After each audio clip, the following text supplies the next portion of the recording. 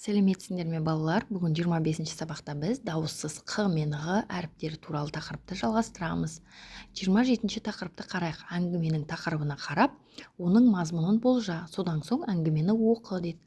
Аурудан аяған күштірек. Не туралы деп ойлайсыңдар?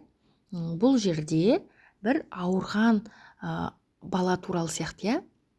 Аурудан да күшті не болуы мүмкін? Сол туралы сияқты. Енді оқиық. Сейіт жол үстінде жүгіріп бара жатқанда бір арбалы соғып кетіп аяғын сындырыпты.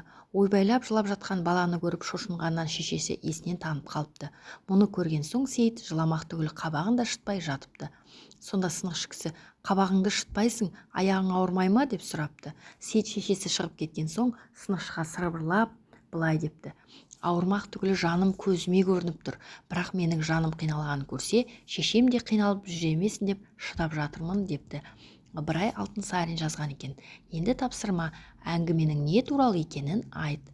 Бұл мәтін Сейіттің анасына деген жанашырлығы туралы. Әңгімедегі негізгі ойды анықта дейді. Әңгімедегі негізгі ой: жақын адамдарыңды уайымға салдырмас үшін шыдамдылық таныту керек. Қ дыбысы ғ дыбысына айналған сөздерді тауып, оның себебін дәлелде. Бұл жерде қ дыбысының ғ дыбысына айналуы, бұл соқ деген сөзден соғып деген сөз пайда болды, иә? Сонда дауысты дыбыс ы қосылғаннан кейін қ дыбысы ғ дыбысына айналды. Аяқ аяғын, қабақ қабағын, шық шығып. Барлық жерде қ дыбысы дауысты дыбыстан кейін ғ дыбысына айналғанын көреміз. Енді 28-ші жаттығуға қарайық. Өлеңді жатқа жаз. Дәптерлеріңе қатесіз: "Ата-анамның шырағымын, желкілдеген құрағымын, жерін сүйген, елін сүйген, отанымның ұланымын" деген өлеңді жазып алыңдар. Енді қарамен жазылған сөздерге дыбыстық талдау жаса деді. Бұл жерде қарамен шырағымын, құрағымын деген екі сөз екен. Енді шырағымын дегенді талдайық. Шырағымын 9 әріп, 9 дыбыс, 4 буыннан тұрады. Ш дауыссыз қатаң, ы дауысты әріп жуан, р дауыссыз үнді, а дауысты жуан, ғ дауыссыз ұяң, ы дауысты жуан, м дауыссыз үнді, ы дауысты жуан, н дауыссыз үнді. Енді құрағымын деген сөзде 9 әріптен тұрады екен, 9 дыбыс және 4 буыннан тұрады. Қ дауыссыз қатаң, ұ дауысты жуан, р дауыссыз үнді, а дауысты жуан, ғ дауыссыз ұяң, ы дауысты жуан, м дауыссыз үнді, ы дауысты жуан, н дауыссыз үнді. Енді 29-ші тапсырмаға қарайық. Бос тіркестерге әріптерді сан ретімен орналастырып мақалды оқы дейді. Бірінші торкөзге 6-шы әріптегі 6-шы сандағы әріпті қарайық. 6-шы санда Б әріпі бар екен. Енді бірінші санда әріпі бар екен. 4-ші санда Л, бірінші санда 10-шы санда М әріпі бар екен. Сонда бірінші торкөз білім деген сөз шықты, иә? Екіншісін қарайық. 3 санында Ö, 10 санында М, 1 санында 9 санында Р, өмір.